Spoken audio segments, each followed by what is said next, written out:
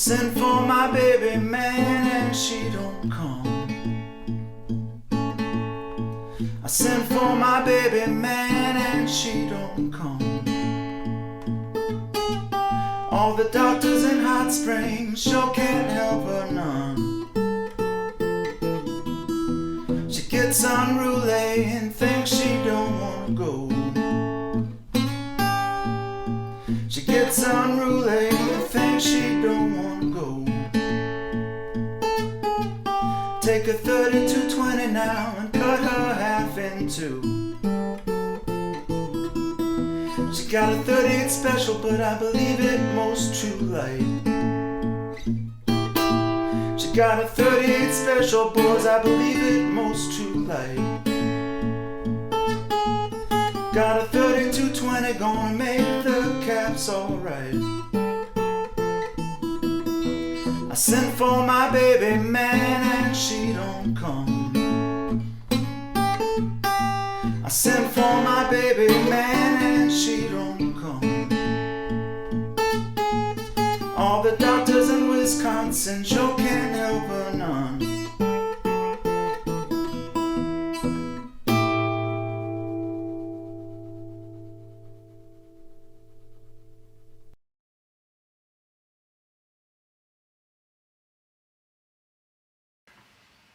Hey there, I'm Gareth Paul. Thanks for joining me for another one of my guitar lesson videos. Today we're talking about another Robert Johnson song, 3220 Blues. I'm going to show you how I play it. It's not exactly like Robert Johnson, but it's pretty close.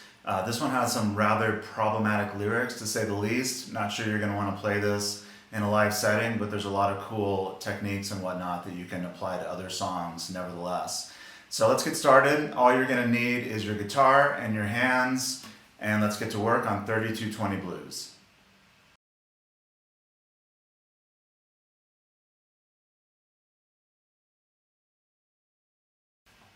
So in this section, I'm going to talk a few general thoughts about Robert Johnson's guitar style, and then show you the bass line for 3220 Blues, which is very, very easy.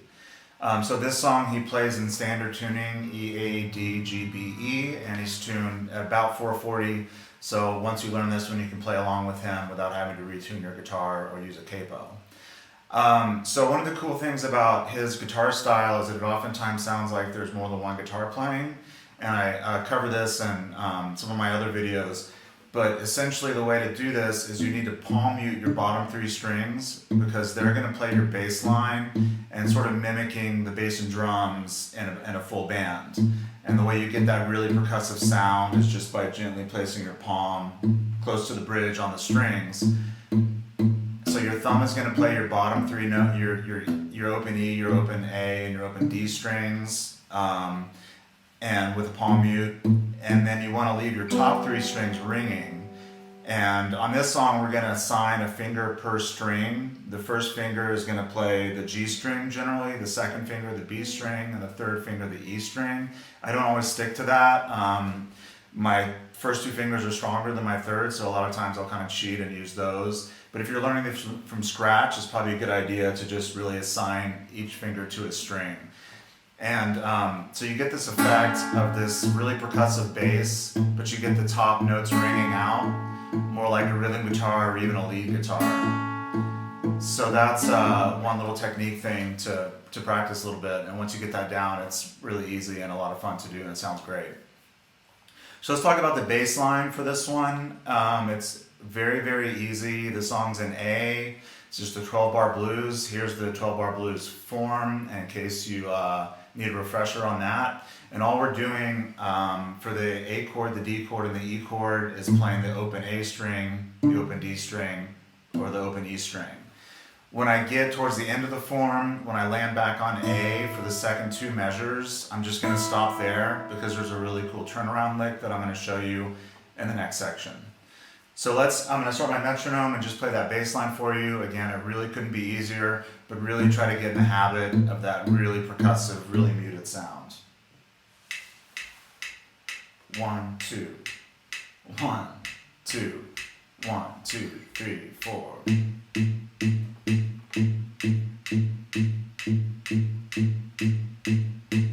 Going to D,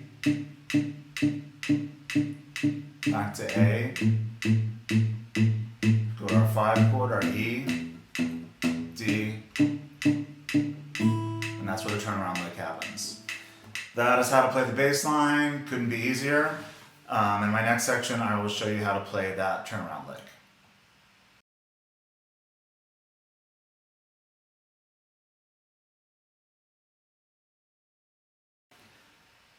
In this section, I'm going to show you how to play the intro to 3220 Blues. And the intro also includes the turnaround lick, which happens in the last two measures of the 12-bar blues form. It's the same every time, and he plays in the intro, so once you learn that, you know how to also play the turnaround, so we're just going to put those together. Let me play it for you one time, and then I'll talk about what I'm doing. 1, 2, 1, 2, 3.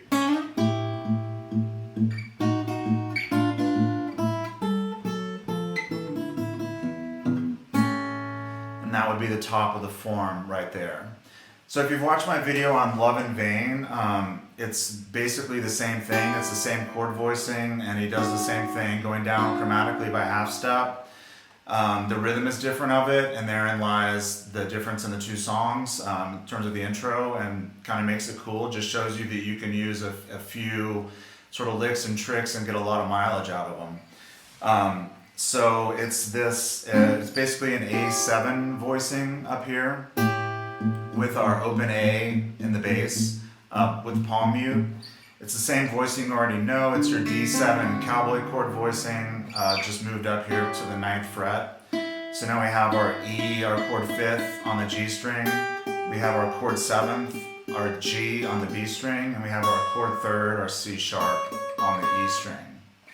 And I'm sliding up with my middle finger on my left hand from a C sharp up to that E, kind of on an upbeat. 1, on beat 4 actually. 1, 2, 3, 4, 1. Do that again. 1, 2, 3. So I'm hitting the open A with my thumb, and as I talked about in the last section, I'm assigning each of my first 3 fingers of my right hand to a string up here, and I'm letting those ring while I'm muting the bass. 1, 2, 3.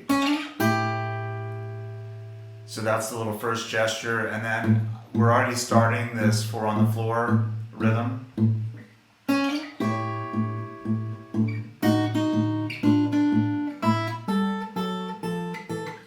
So just move that chord voicing down a half step, keeping the A in the bass, down another half step, and then my open A and my open E, and that's when we get to the turnaround lick. So one more time on that. 1, 2, 3.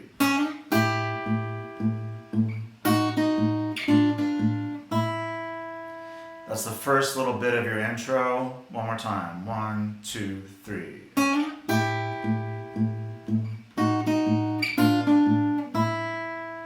Cool. I'm going to play the whole thing again, and then I'll talk about the turnaround lick. 1, 2, 3.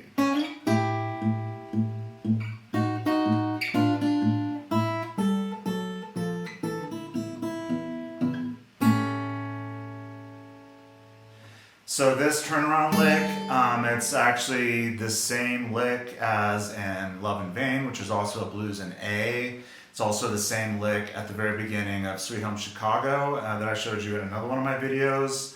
That one, of course, is up higher because it's in the key of E. The way he picks it, the rhythm's a little bit differently. In Love in Vain, it's like that, so he kind of keeps this high A as sort of a pedal tone and moves down chromatically on the D string. In this case, he's plucking them both at the same time. So if you ever hear this blues lick, it's very, very common. It's always the root on top, and on bottom we have a chord 7th that moves down chromatically to the chord 5th, so that's a G natural, going through an F sharp, an F, and down to E. And you'll hear Robert Johnson and a lot of other blues players use that lick and kind of different, sort of with different rhythms, but it's always that same thing. So that's pretty easy. Let me start again on the beginning of that intro.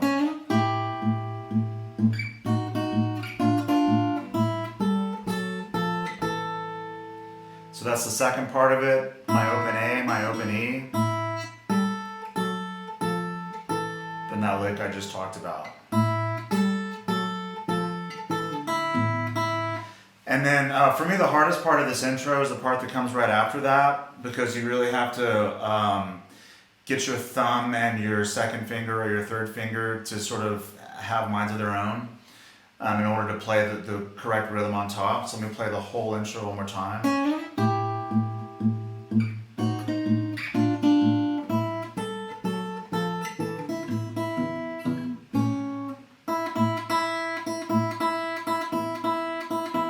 So you're doing that kind of thing.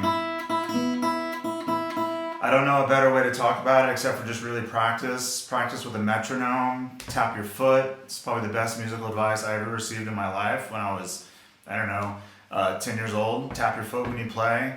And if you just keep that thumb going when your foot hits the floor, 4 on the floor, 1, 2, 3, 4, and then just try to get your top finger to play the right rhythm. It takes some time, but if you practice it in isolation, you'll definitely get it. I'm going to play the whole thing again.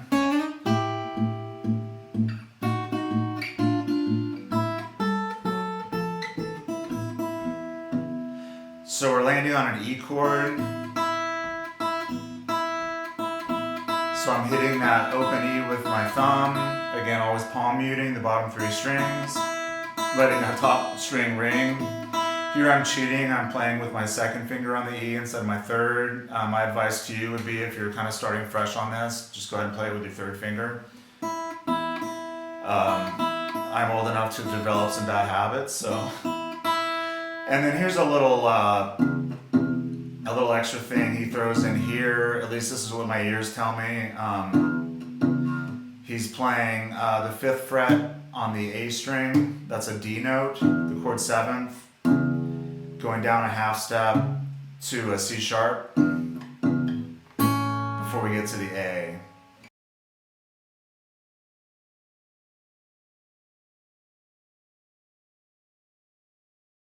So in this section, I'm actually going to talk about a little bit of music theory. If you just hate music theory, I can't blame you. You can skip this section and I'll just show you what to play in the next section.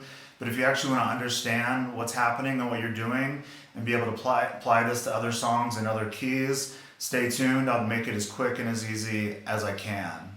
So I'm going to get to the piano and talk a little bit of music theory with you. Okay, so here I am at the piano just to talk a tiny bit of chord theory with you.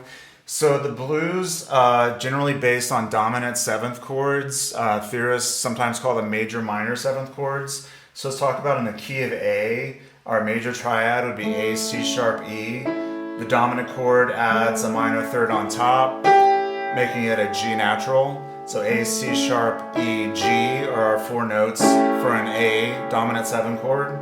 For D, we do the same thing. We take a D major triad, D, F sharp, A, and we add a minor third on top. That gives us a C natural. So D, F sharp, A, C are 4 notes for a D dominant 7 chord. And then for E, we just move everything up a whole step. E, G sharp, B, and the D would be that minor third on top. So that is our E dominant 7th chord. E, G sharp, B, D. So in the blues, you can basically add a dominant 7th to any chord, the 1, 4, or the 5. It's always going to sound pretty good. So when it comes to dominant 7 chords, and really any chord, every note is not kind of of equal importance. We've already talked about playing the bass. We're really holding down a very steady bass in this song. We got an open A, a D, and an E. So we can kind of already say, okay, we've got the bass of these chords taken care of. We don't have to worry about playing that in any of the upper voices. And then if you think about the other notes, so let's take the A chord again, A, C sharp, E, G.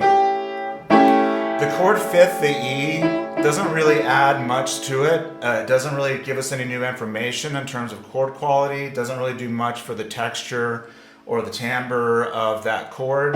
So that's the first note we're going to want to drop out. So you can always leave out the chord 5th of a dominant 7th chord. You can include it if it's convenient, but you don't have to go through any trouble to include it. So that leaves 2 notes. That leaves our chord 3rd and our chord 7th. So since we're already playing the bass, got that taken care of. These two are by far the most important pitches in that chord. And the interval between these two pitches happens to be called a tritone. So C sharp up to G is a tritone. And one interesting thing about tritones is if you invert a tritone, meaning you take the bottom note, put it up an octave, you get another tritone. So if I take my C sharp and put it up here, I have the same interval. I have the same two notes, in a G natural and a C sharp. So tritones invert to themselves. And I've already got the bass taken care of, my A. So I can play these two, C sharp and G, anywhere I want to on the piano or the guitar. So same thing for all the other chords. So for a D, our tritone is between the F sharp and the C. And if I invert it, if I move that C down an octave, I still get an F sharp and a C. If I move the F sharp up an octave, I still get an F sharp and a C. And obviously the same thing is true of my E7 chord. So the most important pitches of a dominant seventh chord, except for possibly the bass, is the tritone. And the tritone inverts to itself. And we're going to see that a little bit in music theory in action on the guitar neck in just a second. So I'm back here with my guitar after showing you a little bit of theory on the piano keyboard. It's just easier to see that way.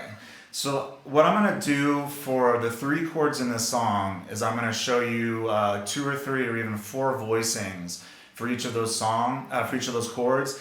I don't play all those voicings and the performance that I did at the beginning of this video, but you can certainly blend them into your own performance.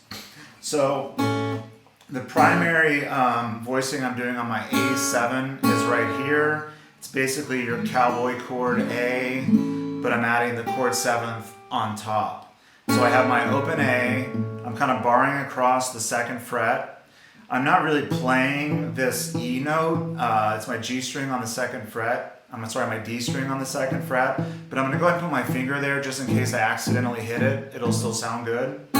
So that leaves me my top 3 strings on my guitar. I have an A on my G string, I have my C sharp on my B string, and I have my G up here on my E string. And you might notice that this is my tritone right here. As I said when I was at the piano, this is by far the most important interval, except for possibly the bass, of a dominant 7th chord. So I've got my bass here taken care of, and I've got that tritone on top. I told you that tritones invert to tritone. So if I took this C sharp and put it up an octave, I get up here to this voicing. So now my G is on my B string and my C sharp is on top. So if I hold down that A in the bass, I can move that tritone from here up to here. So I've got a C sharp at the 9th fret on my E string, and I've got a G natural on the 8th fret on my B string.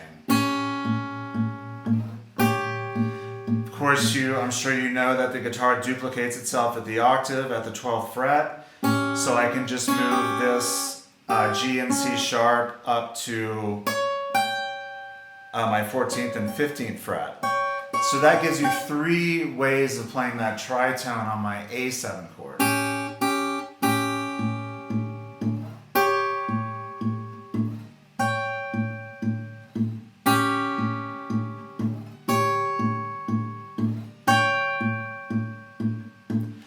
So those are 3 different places you can play that tritone, and as long as you're keeping that 4 on the floor and the bass, any of them are going to sound great, and you can kind of mix and match from there. We talked about already adding a 3rd note here. So I've got an A here on my G string. So what if I wanted to add a 3rd note to these other voicings with my tritone on top? It's just a matter of finding something close that's in the chord and it's easy to play, and it just so happens we get this voicing that was the very first chord we played in the intro. So I've just found an E, the chord 5th here on my G string. I said the chord 5th isn't that important, you don't really need to play it, but if it's there and it's easy, you might as well. So there's one A7 voicing, there's another, And then I can just duplicate the whole thing at the octave. It's a little hard to play without a cutaway, but I get to that. I'm probably not really going to play that chord. It's a little bit hard to finger, but I might play that tritone on top. So there are 3 voicings for you to play around on your A7 chord. Let's do the same thing on D7. So here's my D7, my cowboy chord voicing that you probably know, my open D that I'm going to play with my thumb. I've got an A in my G string, I've got a C natural, that's the chord 7th on my B string, and I've got an F sharp, the chord 3rd on my E string, and that happens to be the tritone. I can also invert that tritone. It happens right here. There's my F sharp on my B string, and there's my C natural on my E string. So if I'm playing that D in the bass,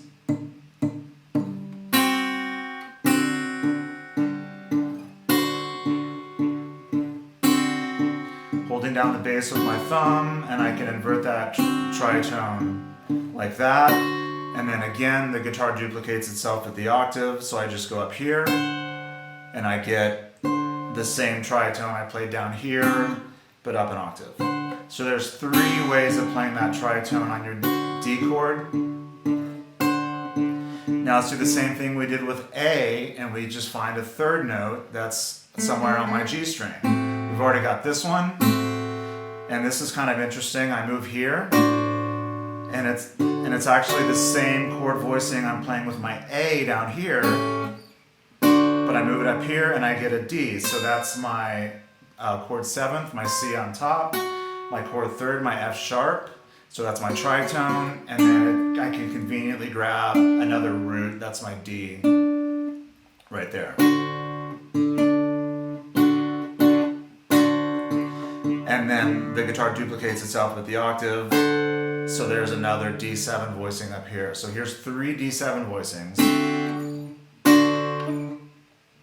you can play around with. I use this one a lot. In my performance, I do this thing where I kind of slide up from the A to the D. It's kind of fun. So again, D7 here, D7 here, D7 here. Now let's talk about the E chord. So I'm going to play my open E in the bass, palm muting, and then I'm just going to do the same voicings I did with my D7, but move them both up by a whole step or 2 frets. So here's a D7 voicing. This time I have a B on my G string, I have a D, that is my chord 7th on my B string, and I have the chord 3rd, my G sharp on the E string. And as long as I play that open E, sounds great. Be careful in this case not to hit that open A, it's going to not sound very good. So there's a D7, an E7 voicing, and then I can find this one again. The same thing I did with my D7, moved up an octave. And then this one's pretty hard to reach, but if I had a cutaway, I could get way up here to play this same voicing duplicated at the octave. And all of these, like the other voicings, have the tritone on top, the most important interval of that chord except for possibly the bass. So again, this is a D7, that's a D7, that's a D7. So 3 voicings for you to play around with. Here's one more thing really cool about this.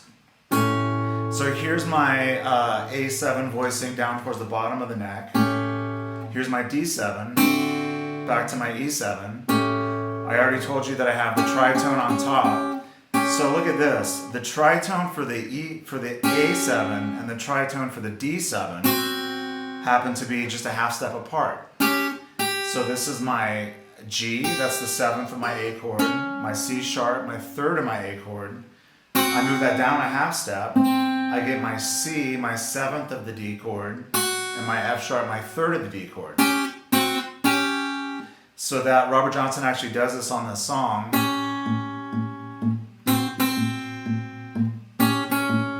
Just move that down a half step and change the bass. There's an A, there's a D, back to A.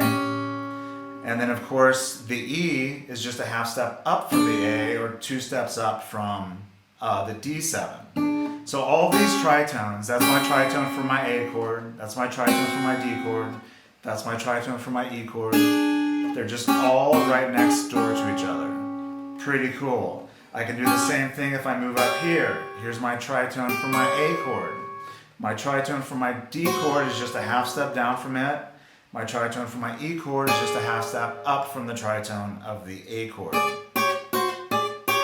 So I could do the same thing. There's an E chord, D chord, back to A, up to E, down to D, back to A. So that gives you a few different places to play those chord voicings or just the tritone if you don't want to grab that extra note, and shows you that they can be very close to each other. So like you could play around with, if you wanted to add a solo to this song, you could play around with something like this. Let me see if I can get this right. I'm just going to play around with the tritone up in this register, and I'm going to play the 4 on the floor on the bass. So let's try it. 1, 2, 3, 4. That's all an A chord. I'm going to D chord. Back to my A chord. Going to E. D, A for my turnaround. So you could construct a whole solo just out of moving this tritone up and down by half step. Pretty cool. That's it for music theory, and I'll show you in the next section what I'm doing for my little fills and my chords for 3220 blues.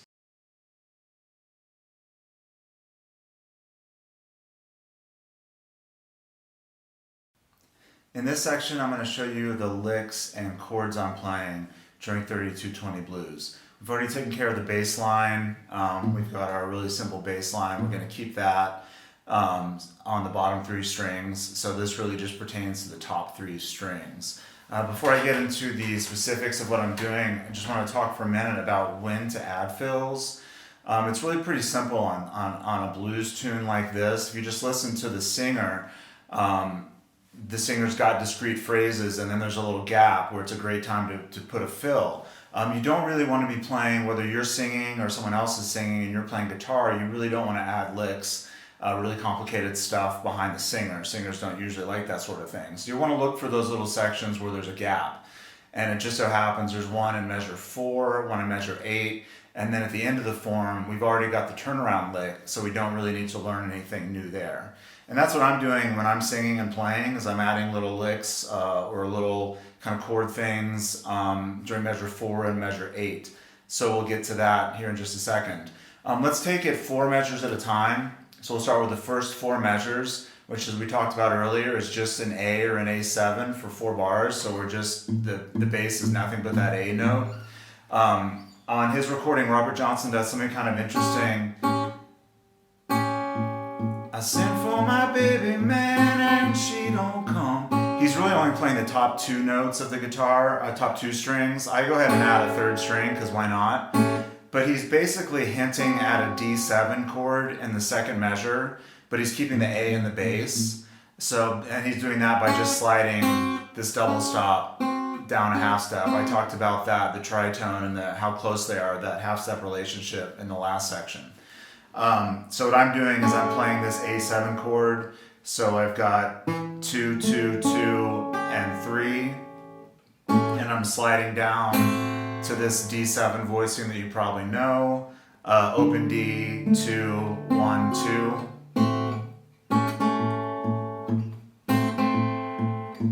I sent for my baby man and she don't come. And then that right there was a great spot to add a lick. I just did this super simple little slidey thing. All I'm doing is taking that A7 voicing, scooting it down a half step, and then plucking my B string and sliding up, and then plucking my E string. Sent for my baby man and she don't come. You could definitely do different variations of that, sort of same lick. Sent for my baby man and she don't come. Something like that.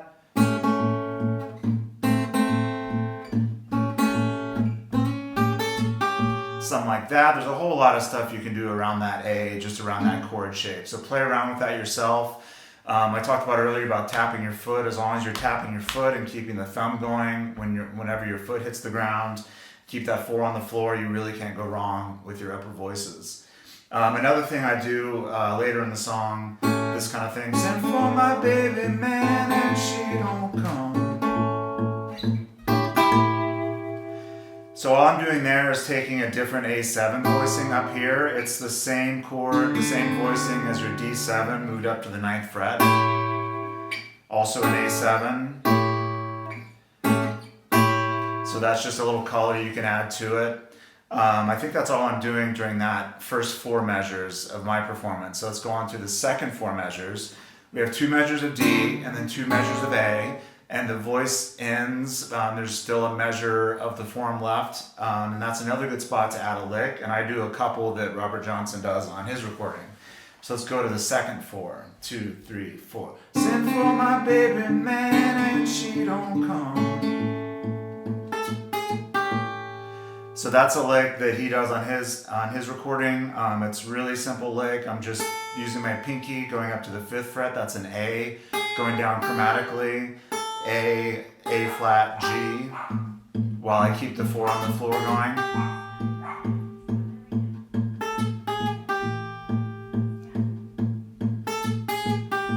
Again, if you tap your foot and keep the thumb going, you can play whatever rhythm you want in the top voice.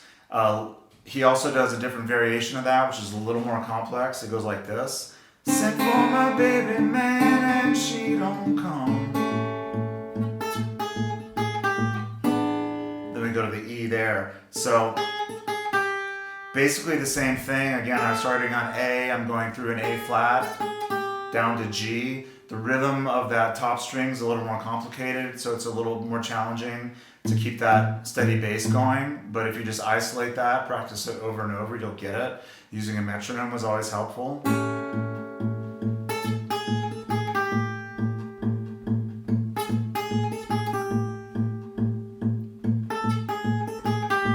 So that's a really fun lick to play. One other little thing I'm doing on the D chord right there. Send for my baby, man and she don't come. It's similar to what I showed you on the A just a minute ago, where I go from this voicing up to this voicing on the A. In this case, I'm on D. So I go from this D voicing up to here. So that is 7, 7, 8. And I actually slide from the A7 voicing I've already shown you. I think it sounds pretty cool. Send for my baby, man, and she don't come. And then we have the last 4 measures. We already know the turnaround. That takes care of the very last measure. So before that, we're just going to E7, D7, and then we have our turnaround lick. And the E7 I'm playing, all I'm doing is taking my D7 voicing, moving it up a whole step, being sure to pluck that bottom E string and avoid the open A string. It doesn't belong in the chord, it's not going to sound good. So let's go from the second 4 bars, so from the D. Send for my baby man and she don't come. All the doctors in Hot Springs sure can't help her none. We got our turnaround. And those are all the licks and chords I'm playing during my performance. And the part where I talked a little bit more about music theory, I showed you some other voicings you can do, so you could definitely arrange your own version of it that incorporates some of that.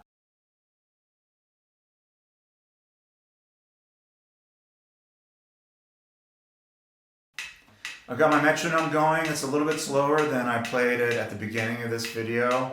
I'm going to play through the whole song. I'm just going to do 2 verses so you can see where those licks and the chords fit in. And that'll be it. I hope you enjoyed this video. Thank you so much for watching, and I hope to see you during my next video. 1, 2, 1, 2, 3.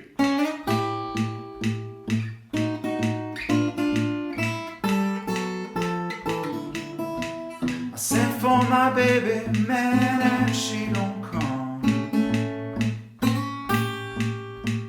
I sent for my baby man and she don't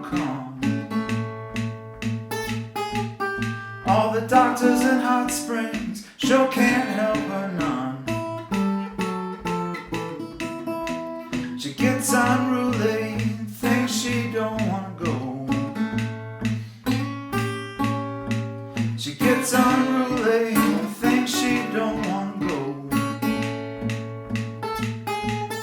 Take a 3220 now, cut her half in two.